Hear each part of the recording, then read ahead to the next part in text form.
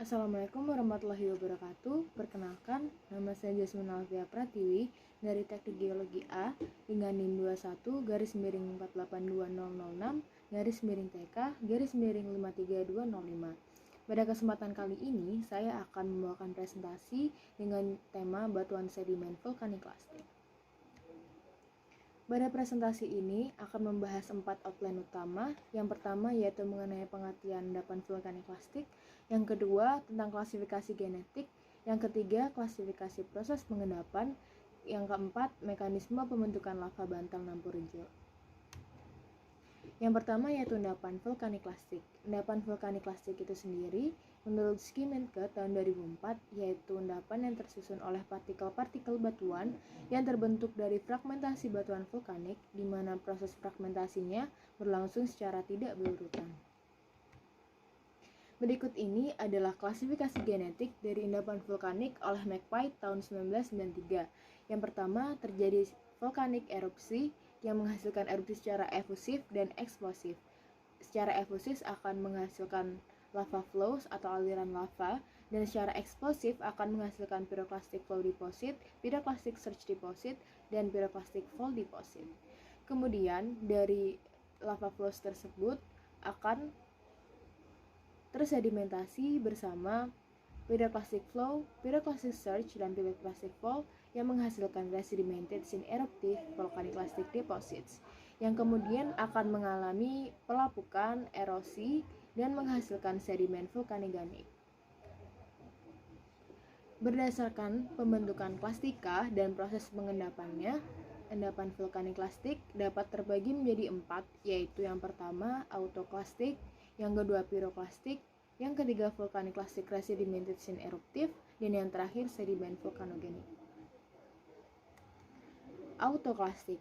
Autoklastik yaitu endapan yang dihasilkan oleh vulkanik lastik primer yang terbentuk dari partikel-partikel autoklas yang dihasilkan oleh lava ataupun magma yang memiliki sifat fragmentasi non-eksplosif.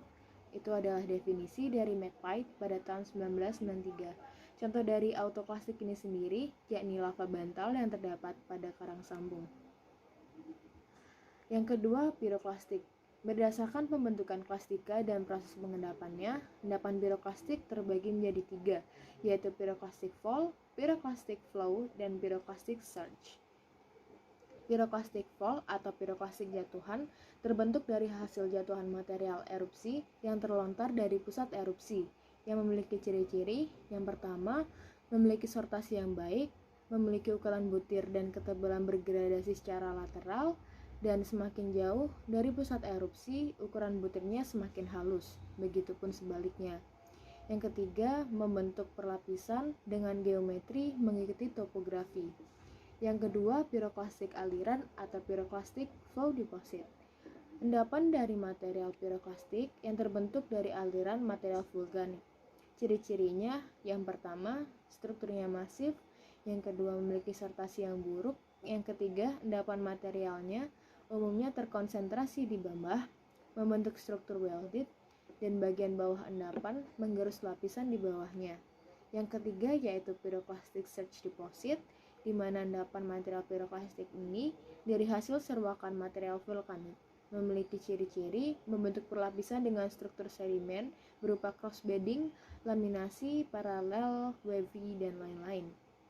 Ciri-cirinya memiliki sortasi yang sedang, endapan materialnya tidak terlalu terkonsentrasi di lembah, dan dapat membentuk struktur welded. Namun, struktur welded ini jarang dijumpai. Contoh dari endapan pyroklastik ini sendiri, yang pertama pada pyroklastic fall adalah aglomerat, yang kedua pada pyroklastic flow yaitu ignimbrite, dan yang ketiga ini adalah endapan pyroklastic surge. Selanjutnya yaitu vulkanik lastik resedimentation eruptive. Proses vulkanik lastik resedimentation eruptive ini terjadi bersamaan dengan proses erupsi, di mana material hasil erupsi seperti material pyroclastic fall, pyroclastic flow, dan pyroclastic surge akan tertransport oleh media transportasi seperti air atau angin maupun gerakan massa ke tempat yang lebih rendah sehingga membentuk sebuah endapan yang disebut vulkanik lastik resedimentation eruptive. Contoh dari vulkanik klastik resedimented and eruptif ini adalah adanya endapan pasca lahar dari Gunung Semeru. Kemudian, vulkanik klastik resedimented and eruptif ini memiliki karakteristik yang pertama yaitu teksturnya dari unit sedimentasinya tidak berubah dan mempunyai komposisi seragam pada setiap sedimentasinya. Endapan resedimentasi memiliki sifat tetap yaitu non-welded, lapisan dasarnya mengendap dengan cepat berupa aliran massa dan berasosiasi dengan endapan piroklastik primer pada kondisi yang sama. Selanjutnya yaitu sedimentasi vulkanogenik, yaitu sedimen yang telah terendapkan oleh proses vulkanisme dan mengalami pelapukan kemudian tererosi ke tempat lain dan menjadi endapan vulkanogenik atau batu pasir vulkanik.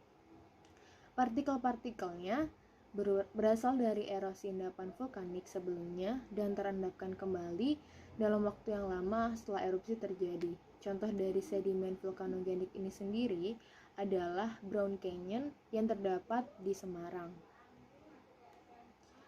Selanjutnya yaitu mekanisme pembentukan lava bantal Nampurejo di Kecamatan Bayat, Klaten, Jawa Tengah. Lava bantal Nampurejo terletak di Desa Jarum, Kecamatan Bayat, Kabupaten Klaten, Jawa Tengah. Terbentuk pada zaman Oligosen awal sampai Miosen awal dan didominasi oleh batuan hasil kegiatan gunung api. Lava bantal ini termasuk dalam formasi Kebo Butak. Berikut adalah beberapa insight mengenai lava bantal Nampurejo. Yang pertama, berada di lingkungan tektonik island arc dan aktif continental margin, sehingga dapat disimpulkan tempat terbentuknya berada pada zona subduksi.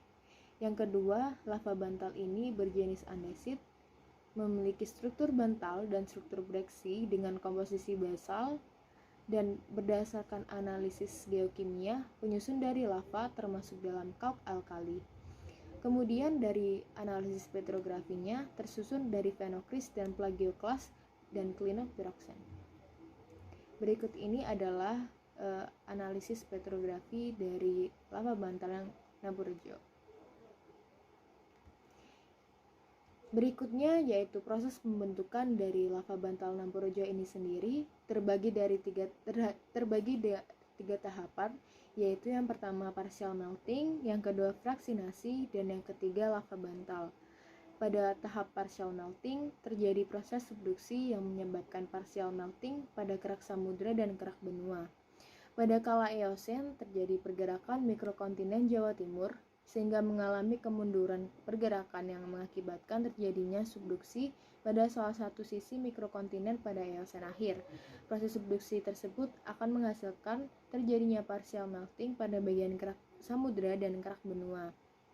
Proses partial melting ini dibantu oleh H2O yang dibawa oleh kerak samudra dan mengalir ke dasar kerak benua sehingga memiliki tekanan tinggi yang terbentuk di antara kedua kerak. Proses partial melting tersebut mengakibatkan terjadinya percampuran magma secara geokimia. Tahapan yang kedua yaitu fraksinasi. Fraksinasi yaitu proses partial melting yang menyebabkan magma tercampur secara geokimia dan terjadi fraksinasi mineral di suhu tinggi. Ketika magma bergerak ke atas, terjadi fraksinasi kristal mineral-mineral yang terbentuk pada suhu tinggi, seperti pada olivin. Fraksinasi kristal terus terjadi seiring pergerakan magma menuju ke permukaan. Ketika magma mendekati permukaan, maka akan terbentuk phenocryst berukuran kasar seperti yang terdapat pada plagioklas dan clinopyroxene. Fraksinasi tersebut terus terjadi hingga magma menuju ke permukaan. Yang ketiga, tahapan terjadinya lava bantal. Pada kala Oligosen, lava keluar dari gunung api yang terbentuk di bawah permukaan laut. Lava tersebut keluar dari gunung api dan membawa phenocryst yang terbentuk sebelum keluar ke permukaan. Lava yang langsung kontak dengan air laut mengalami pendinginan secara sangat cepat sehingga membentuk struktur bantal. Lava bantal yang menjadi dengan batuan sedimen menunjukkan bahwa proses lava bantal tersebut terjadi lebih dari satu kali atau berkali-kali. Berikut adalah proses pembentukan dari lava bantal Nampurejo yang ada di Klaten, Bayat. Berikut ini daftar pustaka yang saya gunakan dalam mencari materi presentasi. Sekian presentasi dari saya. Terima kasih. Wassalamualaikum warahmatullahi wabarakatuh.